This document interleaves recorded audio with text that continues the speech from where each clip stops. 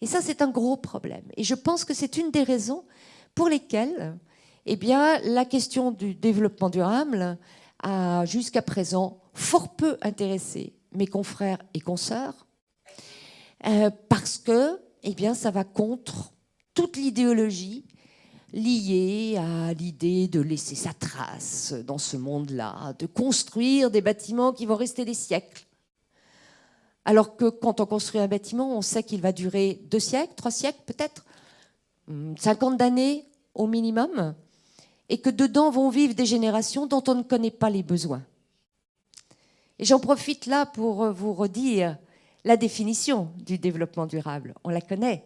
C'est celle énoncée par Gro Harlem Brundtland en 1986, disant que le développement durable est un développement qui répond aux besoins du présent sans empêcher les générations à venir de répondre à leurs propres besoins. Alors, quand on réfléchit à ça, on commence à percevoir un peu une stratégie. Comment arriver effectivement aujourd'hui à ménager la possibilité des générations futures de répondre à leurs propres besoins, besoins qu'on ne connaît pas. On commence à l'imaginer un petit peu. Et puis, il y a urgence à l'imaginer, de toute façon. Parce que le secteur de la construction, de l'aménagement en général, de l'infrastructure, représente, allez, entre 30 et 40% de l'utilisation des ressources de la planète. Entre 30 et 40% de l'utilisation de l'eau. Entre 30 et 40% de l'émission des gaz à effet de serre. Alors, il s'agit bien là d'une responsabilité énorme que nous avons, nous, les gens du monde de la construction. Et en priorité, nous, les architectes. Parce que nous sommes les gens, nous, les architectes, qui proposons, qui donnons forme à des idées, à des espoirs, à une idéologie, à des attentes. Nous avons cette force de proposition et pourtant, aujourd'hui, encore énormément des gens, de mes congénères, sont complètement en dehors de ce questionnement et ne se rendent pas compte qu'ils ne prennent pas leurs responsabilités. Et pourtant, moi, quel est mon but finalement, bien égoïstement? Il est de me dire, bon, j'ai 55 ans, j'espère vivre encore quelques temps, allez, disons 35 ans, jusqu'à 90 ans. J'aurai 90 ans, j'ai déjà un petit-fils, j'aurai des petits-enfants grands, mais plein d'arrière-petits-enfants, je le souhaite. Au passage, je vous dis tout de suite, j'ai 4 enfants, dont 3 sont architectes. Voilà. C'est la multiplication familiale. Donc ces arrière-petits-enfants, ben moi je veux pouvoir les regarder en face, et puis qu'ils me disent « Oh, Oma », parce qu'ils m'appellent Oma. Oma, c'est mamie en allemand. Oma, tu savais en 2000 que... On le disait partout qu'il y avait des problèmes de réchauffement climatique, qu'on allait avoir des immigrations terribles, des gens qui allaient perdre leur patrie, leur lieu de vie, qu'il n'y aurait plus d'énergie disponible comme avant, qu'il n'y aurait plus de ressources. Bon, tu le savais, qu'est-ce que tu as fait? Bon, moi, je pourrais leur dire que j'ai essayé de faire un maximum de choses. Et je pense qu'effectivement, si nous ne prenons pas nos responsabilités maintenant, non seulement on n'est pas responsable, mais on sera coupable. Voilà, je vous le dis, sachez-le, si vous ne faites rien maintenant, demain vous êtes coupable. Et moi, la culpabilité, j'aime pas beaucoup ça. Donc, je me suis engagée. Voilà. Pour moi, c'est un engagement de tous les jours.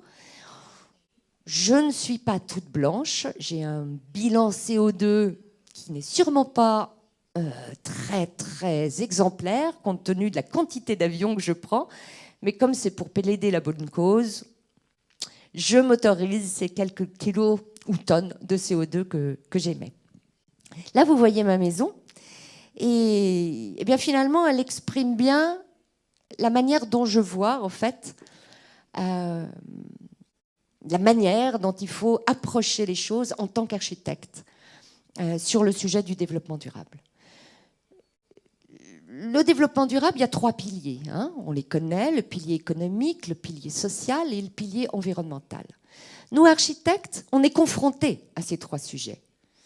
La question économique est bien évidemment là dans nos projets. La question sociale, bien sûr, on construit pour des gens et avec des gens. Et la question environnementale, je viens de vous en parler, notre responsabilité est très grande, pour ne pas dire lourde. Bien. Mais concrètement, comment est-ce qu'on fait? Généralement, de toute façon, quand on a un projet, eh bien, on connaît déjà le site, il nous est imposé, on connaît déjà le programme, il nous est imposé.